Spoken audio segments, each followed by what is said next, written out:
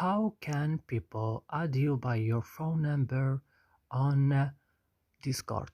Today, guys, I will show you how to do this. Just watch the video until the end. Make sure that you subscribe and you like the video. So let's start it. First step is to open Discord.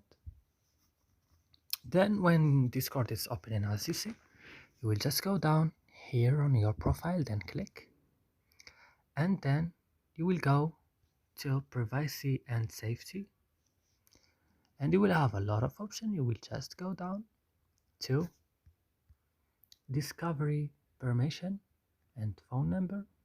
You will turn on phone number here like this, and that's it. It will work with you. That's it, guys. I hope this video is useful for you. Don't forget to like and subscribe in our channel, and see you next video.